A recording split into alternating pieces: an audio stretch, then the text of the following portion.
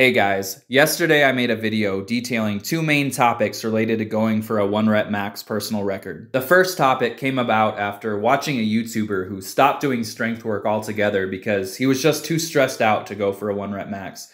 So I talked a bit about how to relieve the stress. And the second topic was about how to hit a personal record every single week. Today I wanted to go into a bit more detail and explain exactly what I meant by a block of strength.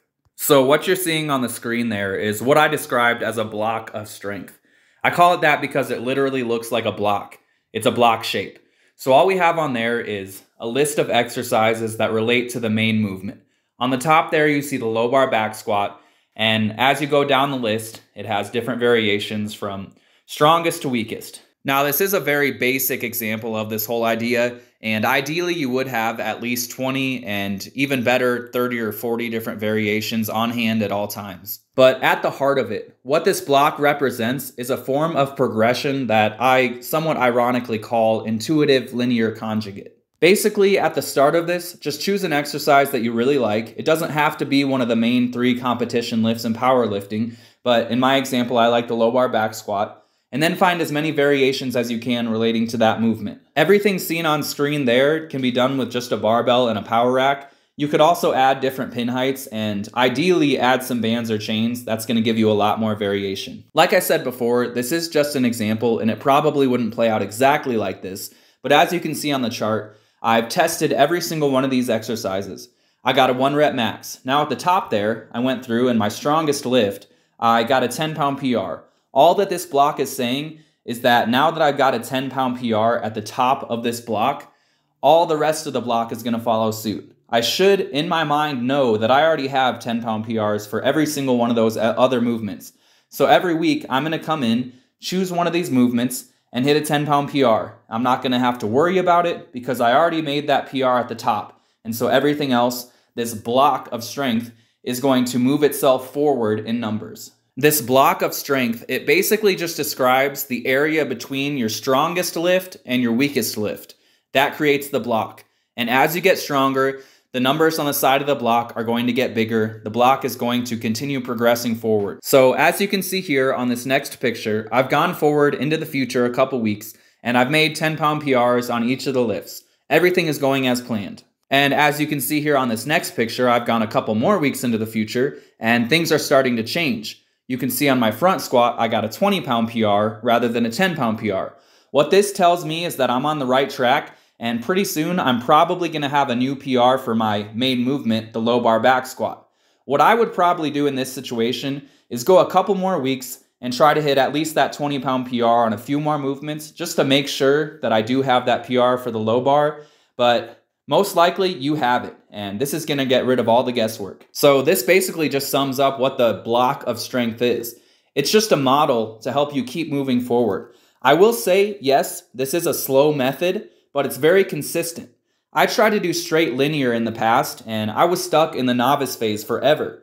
Once I started doing this, it's taken me a long time to get my squat to where it is, but it's a lot higher than it ever was before. Slow, consistent progress is a lot better than trying to do everything fast and just hitting a wall for years at a time. Now for a few things that you probably will experience if you decide to run a program like this. You remember earlier I mentioned that it's probably better to have at least 20 and probably 30 to 40 different exercises. The reason I said that is because there are always those days that you're just not feeling good. You just feel weak, maybe you're tired, you lost sleep, you worked a long day, whatever it is. On those days, you still want to hit that PR, you don't want to just stay still.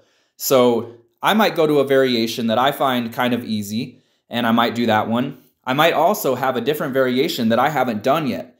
I have about 25 that I'm actively moving forward, but I have another 10 to 15 that I haven't even done yet. I'll save those for days when I'm feeling weak, and that way I do a new movement. It's a novel stimulus. It's different wear and tear on the joints, and I still hit that PR. It also gives me a new movement to put into the rotation. So it's a win-win. Even if you're feeling down, you can still make that personal record. And another point is that the reality of running a program like this is that it's not going to be all even like this. It's not going to be perfectly set up how it is here where you have a descending list, everything's down 10 pounds. There are going to be some lifts that get left behind. So if you hit that first PR on your top movement, in this example, the low bar back squat, Then you go for maybe 15 weeks and you hit PRs on 15 different exercises. And then you go back to the low bar, hit a PR on that.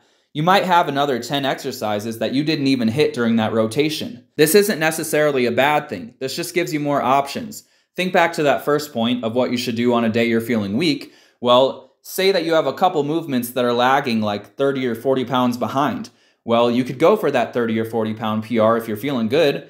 But if you're not feeling good, you could go for just a 10 pound PR and you still made a record. You're still moving forward. That's the point of this whole thing. It doesn't matter how fast you move forward. It just matters that you're moving forward at all. I should also mention that the reason I called this intuitive linear conjugate is because, one, it's a conjugate style of training. You're rotating variations to avoid joint fatigue and to help you keep progressing forward. It's linear because this list, this block, is linearly moving forward. It might not seem that way at the start, but it is moving forward in a linear fashion. And it's intuitive because every day you come in, how I do it at least, is I just choose what I feel like doing. If I feel like doing a Zercher squat to pins, that's what I'm going to do. If I feel like doing a low bar back squat to pins with the bands, that's what I'll do that day. You have the freedom to choose, and that makes this a lot more enjoyable, I think. There is one final concept that is very important and lays the foundation for this whole thing to work. You need to work on improving your weaknesses every single week.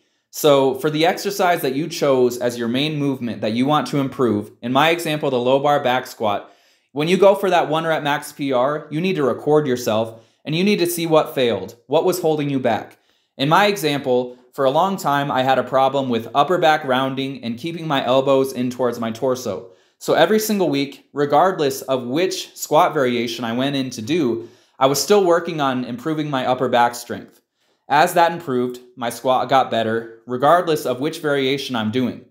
Then you come in, next time you do that 1 rep max for your main variation again, then you need to record yourself, see what's failing again. In my current situation, I have a problem with bending forward, so I need to work on improving that. If you don't focus on improving your weaknesses and turning them into a strength, this whole thing probably won't work nearly as well, if at all.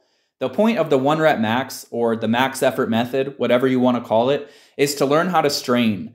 It doesn't really honestly matter which exercise you choose. You just need to get better at straining. And then the rest of your workout, the rest of your week, you're improving those weaknesses and you're getting stronger, you're fixing bad habits, and that is what is going to lead to you getting stronger at the main movement. If you're still here, thanks for watching. I appreciate it. I hope you learned something, or I hope this caused you to maybe think about your training in a different way. I'll be back again tomorrow with a shorter, more motivational style video. That's what I really like to do.